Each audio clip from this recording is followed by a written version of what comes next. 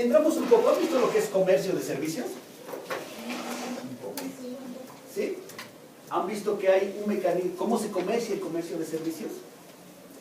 Los 4 modos de suministro. ¿Sí?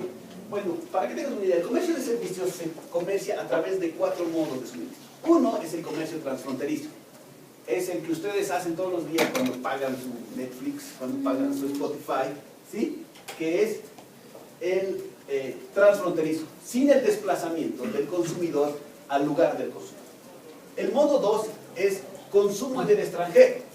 Lo que hacen ustedes cuando se van de vacaciones, lo que hacen ustedes cuando se van de intercambio a estudiar a otra universidad, o cuando se van a hacer un tratamiento, eso es consumo en el extranjero. El modo 3 es establecimiento o presencia comercial. Es cuando una empresa internacional viene y se establece en tu país. Y el modo 4 es movimiento de personas físicas. Cuando un empleado de una empresa internacional, imaginemos, no sé, empresa internacional, Viva o Tigo, que están establecidas en el país, un gerente de Tigo en Perú, le dicen, ¿sabes qué? Ándate a gerentar Tigo en Bolivia, ¿sí? Está trabajando para la misma empresa, pero en otro país, ¿sí? Ese es el conducto. En esto buscamos avanzar un poco en las negociaciones de los acuerdos o de los compromisos plurilaterales, ¿sí? Luego está la propiedad intelectual. ¿Han visto propiedad intelectual? ¿Sí? Se divide en 2. ¿Cuáles son? La propiedad intelectual se divide en 2. Derechos de autor y derechos conexos y propiedad industrial. ¿Sí? ¿Sí? Entonces, en eso también avanzamos. Bolivia es uno de los tantos países que ha ratificado la enmienda al acuerdo de los API. ¿Qué hace esa enmienda? ¿Sí? ¿Y por qué nos importa tanto? Es un mecanismo para el cual los países en desarrollo pueden acceder al uso de patentes sin el permiso del que ha inventado el producto. ¿Sí? Ese es un mecanismo que nos va a servir adelante, como el caso de la gripe porcina, ¿no? La gripe aviar, que en algún momento se volvió una pandemia. ¿Sí? Un señor sacó la patente de la vacuna y cuando uno quería ir a comprar la vacuna le decía, ¿cuánto vale la vacuna? $1.000.000. Y se volvían como Dios, él decide quién vive y quién muere, básicamente. Entonces en algún momento dijimos, eso no puede suceder. O sea, no puede haber una persona que decida quién vive y quién muere con la capacidad de inventar algo. Entonces decidimos hacer una enmienda a los APIC y le dijimos, la próxima vez que yo me sienta atemorizado porque va a haber algún producto, porque va a haber una enfermedad y existe la vacuna, voy a ofrecer comprártela. Pero si no quieres, igual la voy a utilizar y tu país no puede demandar al mío. Entonces, como que ya sientas un poco de conciencia en cuanto a la salud pública y la propiedad intelectual.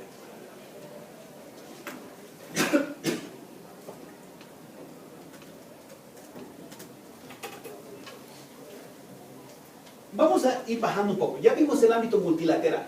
Ahora veremos el ámbito regional, que es la ALAD.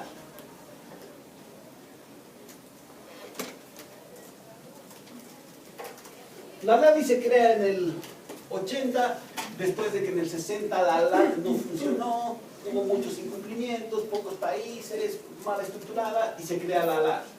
El objetivo es desarrollo económico con ciertas flexibilidades, el pluralismo, la flexibilidad, múltiple convergencia, todo lo que quieran. La LADI más o menos se adecua a la realidad latinoamericana, ¿sí? En algún momento el mercado común centroamericano se volvió en el ideal para la CEPAL de cómo debería darse la integración, cuando la LAD no funcionó. Cuando el mercado común centroamericano empezó a tener los mismos problemas, de repente la LAD se crea con un instrumento de flexibilidad que nos permite a los países adecuarse a cómo hacer esto. ¿Cómo negociamos en la LAD?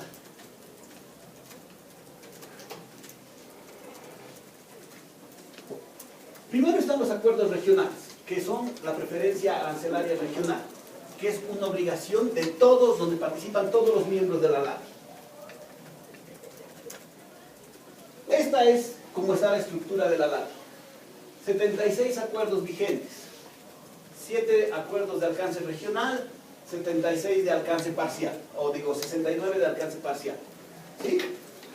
28 preferencias arancelarias, 48 preferenciales, selectivos y 19 de libre comercio que tienen un cronograma más amplio.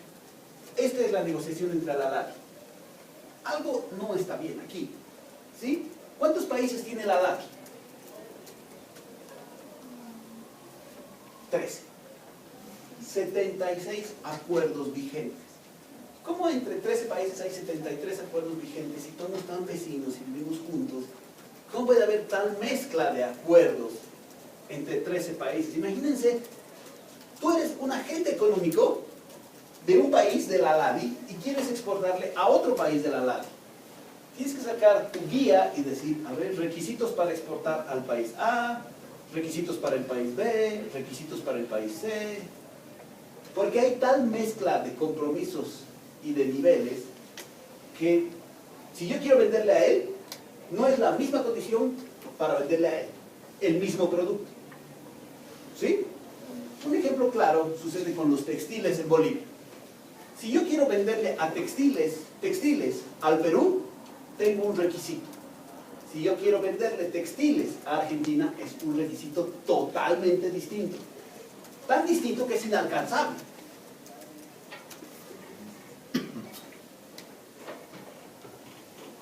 Así queda.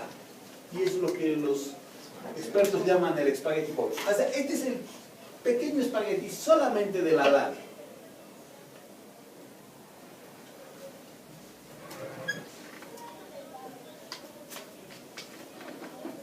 Estos son los acuerdos que tiene Bolivia. 22, 36, 47, 66. Algún día nos iba a aprender. 22, ¿con quién es?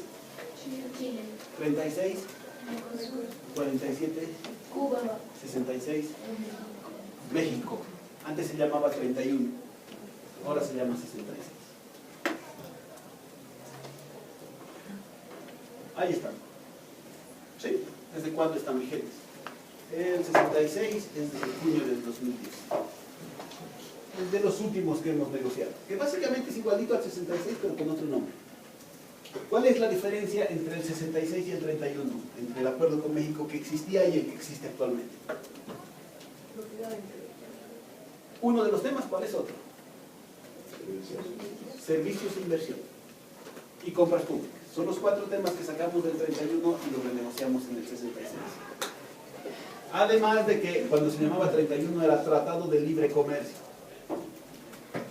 Cuando tratamos de explicar eso a los jefes que teníamos un TLC firmado, imagínense cómo se pusieron. Aquí es un poco de la historia. ¿Cuál es la ventaja del acuerdo que tenemos con Chile? ¿Alguien sabe cuál es la gran ventaja? Sí, poder pasar sin ninguna barrera nuestro puerto. Ese es 904, pero dentro del AC22, dentro del AC22.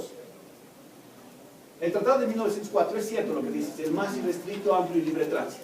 Pero el AC22, ¿cuál es la gran ventaja que tenemos con Chile? La ventaja que tenemos es que Chile nos ha otorgado el 99.9% de su universo arancelario en cero. Bolivia solamente le ha otorgado 218 productos. ¿Sí? El resto tiene que pagar arancel cuando viene de Chile, cuando es originario de Chile. El 36 es el acuerdo que tenemos con Mercosur y ese está desgravado totalmente. Ni nosotros pagamos arancel al ir, ni ellos pagan arancel al entrar.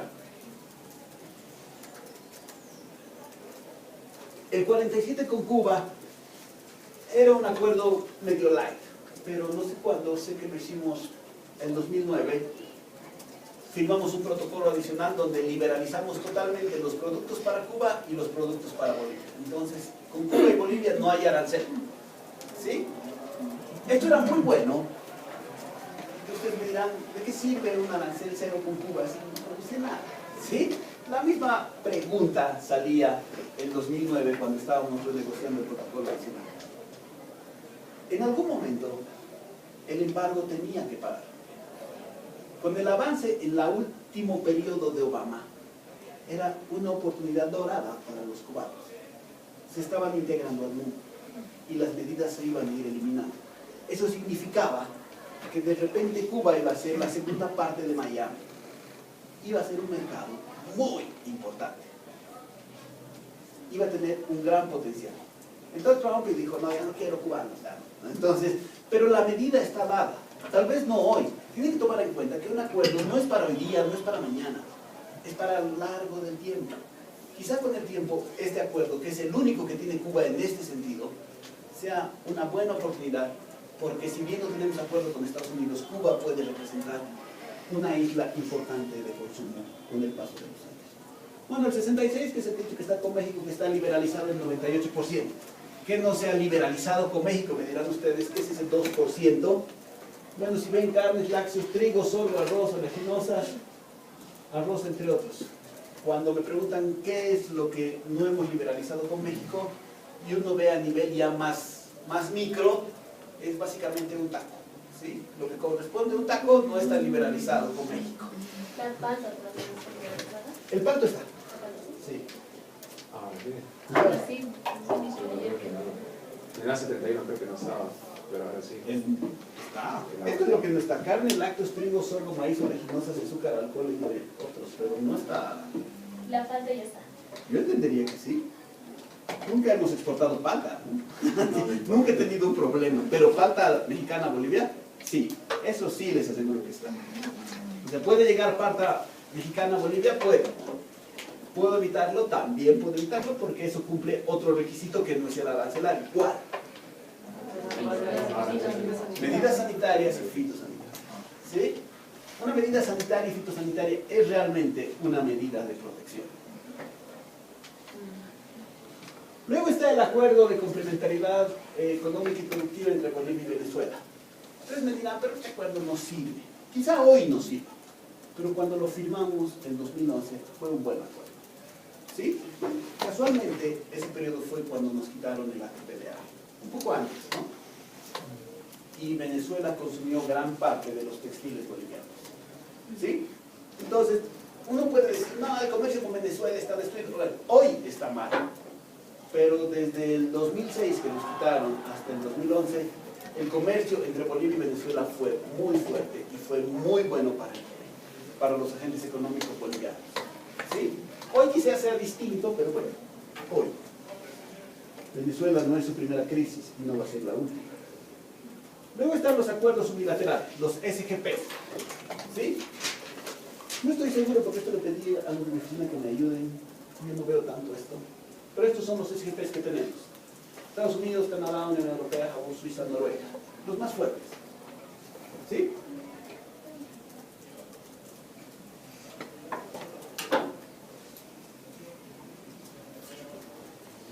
La entrada en vigencia, algunos otros mecanismos, nada tan grave. En el del SGP son 176 países, creo que ahora son más, son menos, pero creo que con el SGP Plus creo que son solamente 17 o 19. Pero con el SGP, que es el grande, están más países abarcados. ¿Cuál es el compromiso? Una eliminación parcial. Ustedes me dirán, qué buenos tipos los europeos, nos dan una preferencia arancelaria. Pero cuando uno revisa la letra chica, y está Gonzalo que él veía esas cosas, nos engañan un poco, porque te dicen, te voy a dar arancel cero a tus productos. Yes, las normas de origen van a ser flexibles. Bien, las medidas sanitarias también, bien. Oye, pero me olvidó decirte que el arancel que te cobro ad valorem es cero. ¿Sí? Era 2, pero ahora es 0 para ti. Pero el arancel específico de $185 por tonelada lo pagas. O sea, no me estás desgravando todo, porque la Unión Europea tiene ese gran mecanismo. Tiene aranceles compuestos, una parte ad valorem, una parte específica. Y a veces te dicen, sí, te desgravo en la parte ad valorem, que es chiquitita, pero la parte específica te la mantengo y eso es con lo que nunca podrás entrar. Un ejemplo claro es el banano. ¿Sí? En el caso de la Unión Europea, Ecuador y los países centroamericanos, hay 5 demandas en el ámbito de la OMC por el tema del banano. Y las 5 las ha ganado los centroamericanos.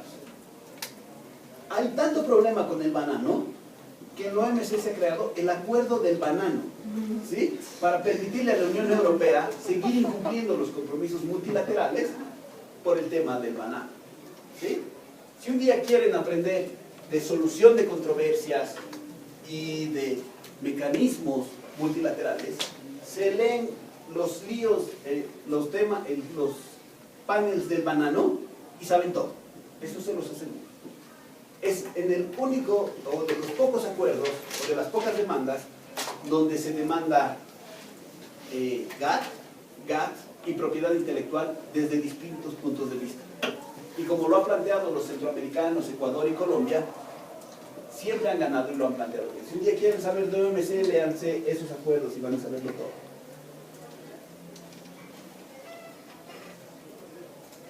Son alrededor de 7.200 productos agrícolas e industriales cubiertos por el SGP. ¿Cuánto es el universo arancelario de Bolivia a 8 dígitos? ¿Alguien sabe? Son 7.200 productos entre agrícolas e industriales, la última línea. Cubiertos, son 7.200 que la Unión Europea nos da preferencia. ¿Cuántos productos tiene el universo arancelario boliviano?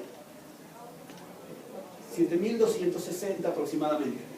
¿Eso quiere decir que casi todos los productos están abarcados? No, porque esto es en nomenclatura europea. Y la nomenclatura europea tiene 14.000 líneas arancelarias.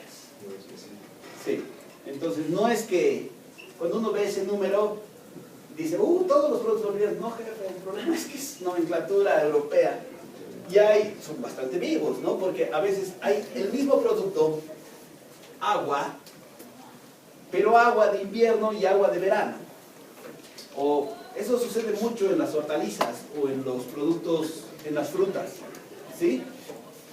El durazno, en verano, que es cuando lo producen en Europa, tiene una partida arancelaria, donde el arancel es gigantesco, ¿no? 80, 100.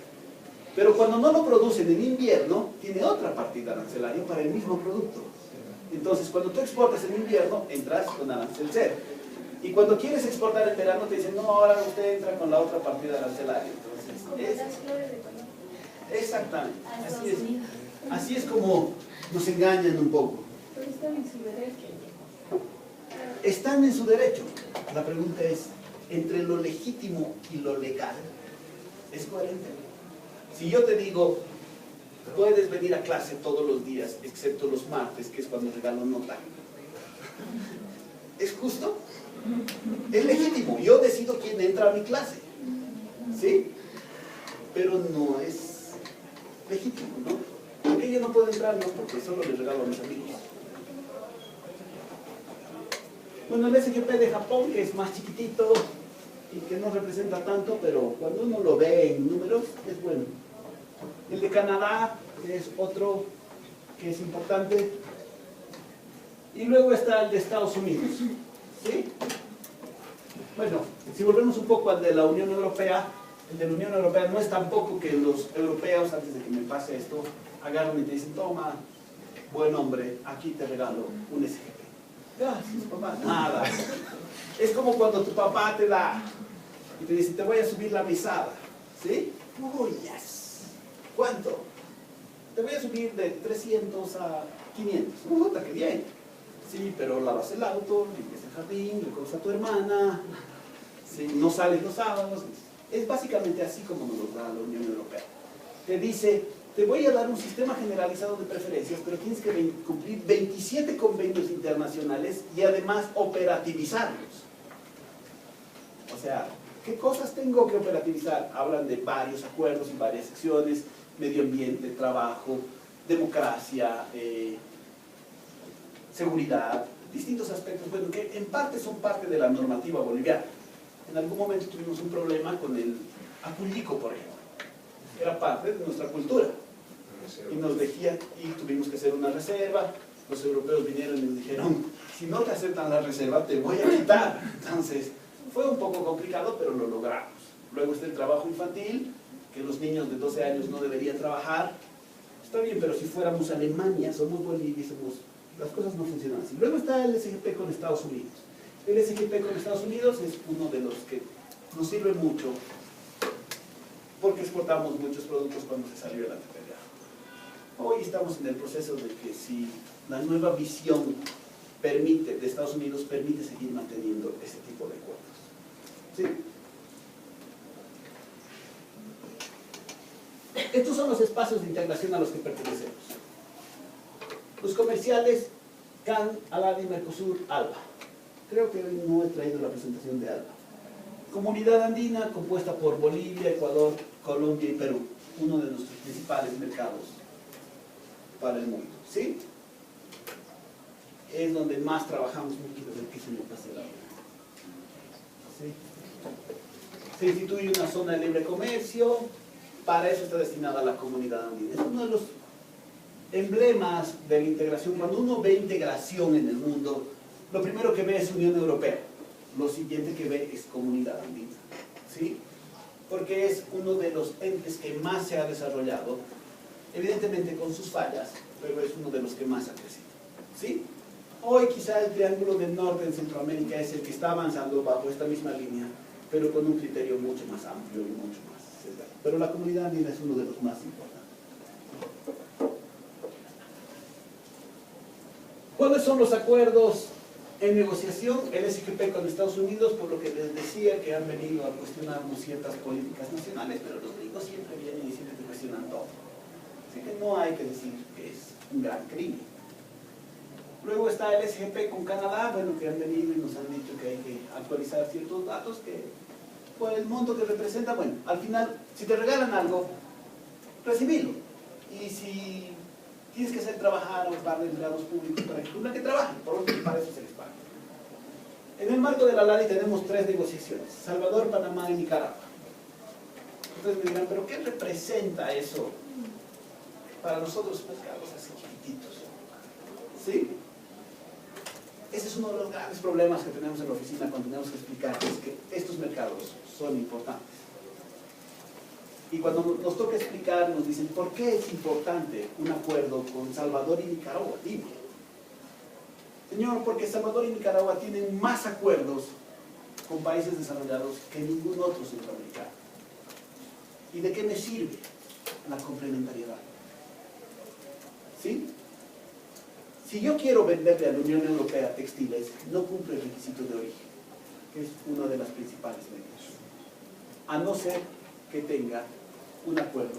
Si voy a traer en este momento tela de Salvador, tiene que pagar 40% de arancel. La vuelvo camisa y la exporto a la Unión Europea, no es competitiva. ¿Sí? Si traigo de China, la vuelvo camisa y entra, es competitiva, pero no cumple el origen, paga arancel alto. ¿Sí? Entonces dijimos, si empezamos a complementarnos con estos países, vamos a traer insumos, y esos insumos van a gozar de una preferencia multilateral.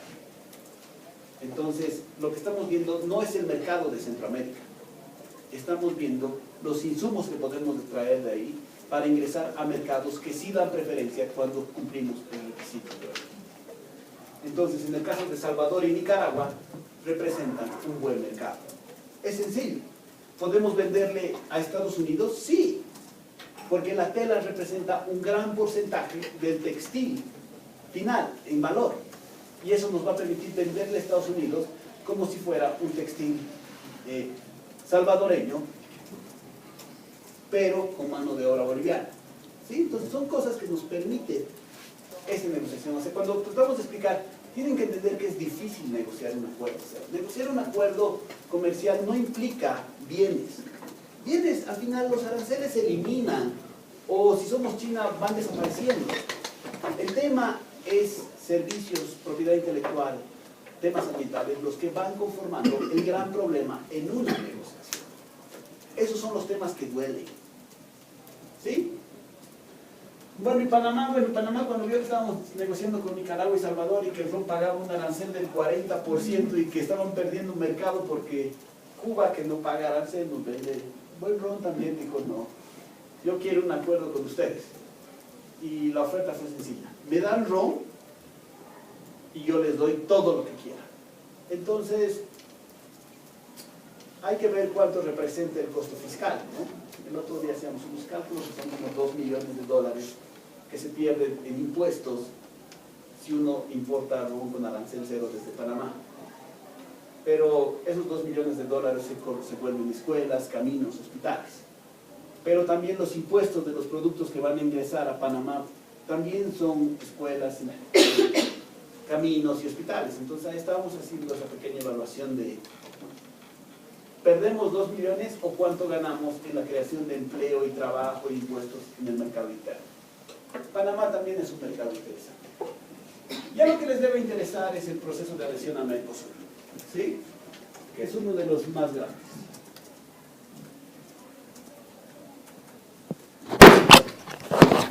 Desde el 2007 nos empezó este trabajo de adhesión. En 2012 ya lo suscribimos, en 2015 ya tenemos un nuevo protocolo de adhesión. ¿Cuál es la diferencia entre el protocolo del 2012 y del 2015? Se llama Paraguay. En 2012 Paraguay estaba suspendido en el Mercosur por la cláusula democrática y en 2015 ya volvió con un nuevo gobierno, entonces dijimos ya has cumplido, desde ahora eres democrático, firma un protocolo igualito porque nos desconocía y hicimos sana y hoy ya estamos ratificados por casi todos los países, excepto Brasil. ¿Sí? Entonces hoy día dijimos, hay que solucionar eso. Y lo mandaron al canciller a que vaya a arreglar eso mañana. Hoy está ahí. ¿Sí? Uno de los principios fundamentales de la adhesión de Bolivia al Mercosur es que no dejan de ser parte de la comunidad andina. O sea, si nos vamos al Mercosur, la comunidad andina también va a seguir siendo nuestro mercado. ¿Cómo convivimos en estos dos bloques? Es el gran problema. Uno, armonizamos la normativa. ¿Pero cuál es la primera normativa que hay que armonizar? La nomenclatura arancelaria. ¿Sí? Porque la comunidad andina maneja la nandina y el Mercosur maneja la nomenclatura común del Mercosur, NSM. ¿Sí? Parece difícil, pero lo hicimos y hicimos una correlación entre las dos partidas. Entonces, cuando tú exportas al Mercosur, exportas en NSM. Cuando exportas a la comunidad andina, utilizas nandina. Tan sencillo como eso. ¿Se puede convivir con eso? Me preguntarán. Hemos convivido desde 1980 con dos nomenclaturas. La nandina y la nadadiza del ALADI. Cuando los productos se comercian en el ámbito ALADI, se comercializan bajo la nomenclatura nadadiza. Entonces no es que es algo nuevo que inventamos el agua tibia. Eso ya existía. ¿Sí?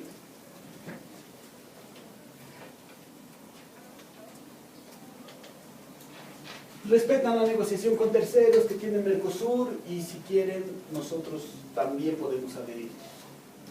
El gran problema nace en la adecuación de la normativa. Para que tengan una idea, las decisiones en el Mercosur se adoptan por decisiones. Hay como 2.600 decisiones, desde temas laborales, militares, arancelarios, sanitarios, técnicos. Hay 2.000 normas que hay que incorporar al acervo normativo. ¿Sí? Y creo que la gran pregunta de ustedes ¿es bueno ser parte del Mercosur? ¿Qué opinarían ustedes? O sea, justo creo que hemos hablado en una ciudad de esto y decíamos que uno de los principales mercados o uno de los más grandes es la carne. Algunos países tienen algunos productos que para nosotros igual significan como nuestros pilares de exportación. Un ejemplo de eso es la soya. Nosotros le vendemos más soya a miembros de la CAN que al Mercosur. El Mercosur tiene sus países productores que son más grandes que nosotros, con mayor capacidad de producción y demás. Entonces, la verdad es la duda, ¿no? Si realmente nos conviene, si es un beneficio comercial completo, y también si hay la preocupación si de otros países grandes como Argentina o Brasil no van a como socapar o mermar un poco nuestra industria en estos.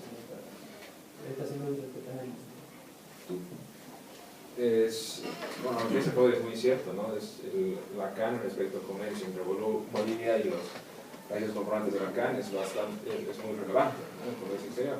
Ahora, el tema del Mercosur yo lo considero un hecho bastante preocupante por el tema de qué países conforma y las políticas que estos tienen, los proteccionistas que son en cuanto a su industria, y más que proteccionistas, porque estamos hablando del Mercosur, es lo avanzada que está su industria en diferentes ámbitos.